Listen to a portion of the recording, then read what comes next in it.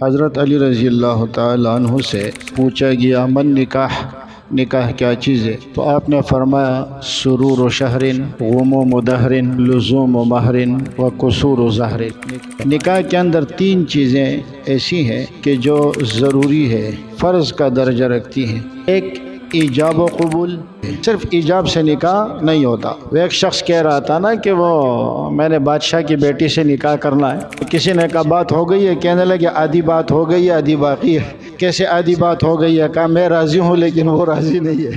کہ اگر دونوں طرف کی پارٹیاں امیر ہے مہر امیروں والا، دونوں طرف کی پارٹیاں غریب ہے تو مہر غریبوں والا، اور اگر ایک امیر اور دوسرے غریب ہے مالی اعتبار سے اس سے کم ہے تو مہر متوسط ہوگا۔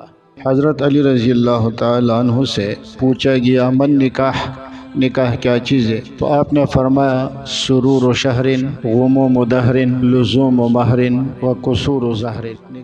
نام ہے اس چیز کا کہ فرمایا اس کا خلاصہ بیان کیا اور فرمایا کہ ایک مہینے کی خوشی ہے، زندگی بھر کے غم ہے، مہر کا لازم ہونا ہے اور کمر کا ٹوٹ جانا ہے۔ بہرحال نکاح ایک مقدس رشتہ ہے، مرد اور عورت کے درمیان ایسا معاہدہ کہ جس معاہدے کے ذریعے عورت کا مرد کے لیے عورت حلال ہو جاتی ہے، اور علی الاعلان اس کا حکم دیا گیا ہے، مساجد میں حکم دیا گیا ہے، اس لیے کہ مساجد میں لوگ زیادہ ہوتے ہیں کہ لوگ اس پر گواہ ہو جائیں۔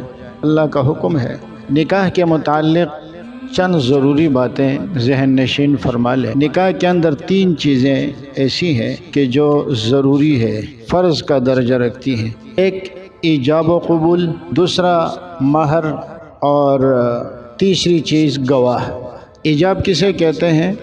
یا ہم آپ کے اصطلاح میں یوں بھی کہہ سکتے ہیں کہ نکاح نام ہے آفر اور ایکسیپٹ کا۔ آفر کو کیا کہتے ہیں؟ ایجاب۔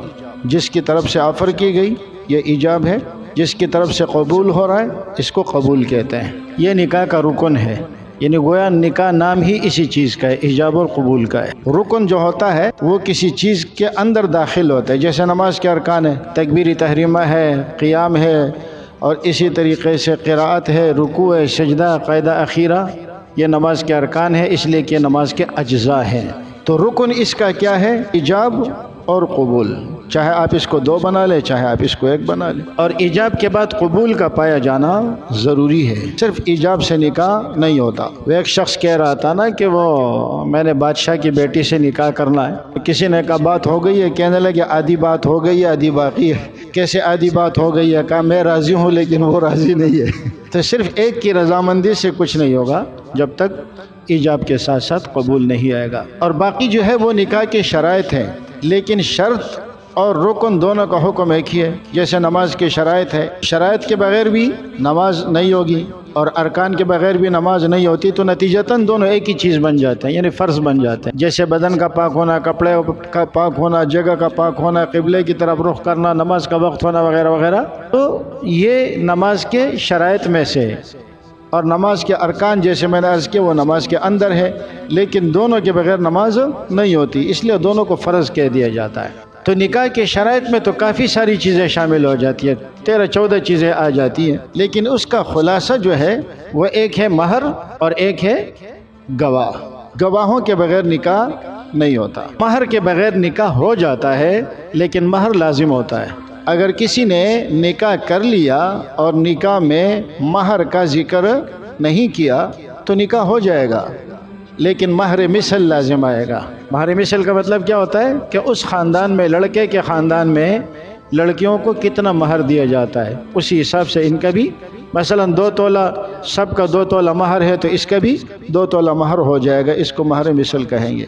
اور مہر کے بارے میں ایک بات یاد رکھیے کہ اگر دونوں طرف کی پارٹیاں امیر ہے، مہر امیروں والا، دونوں طرف کی پارٹیاں غریب ہے تو مہر غریبوں والا، اور اگر ایک امیر اور دوسرے غریب ہے مالی اعتبار سے اس سے کم ہے تو مہر متوسط ہوگا۔ اور یہ مہر ضروری ہے نکاح میں، اگر آپ نے نہیں مقرر کیا تو بھی مہر آپ کے ذمہ لازم آئے گا۔ تو پھر مہر آپ کے ذمہ لازم ہے، جس طرح آپ نے کسی سے ادھار لیا ہوا ہے یا کسی کے اوپر آپ کے اوپر کوئی حق ہے، تو اسی طریقے سے مہر بیوی کا آپ کے اوپر حق ہے۔ بعض لوگ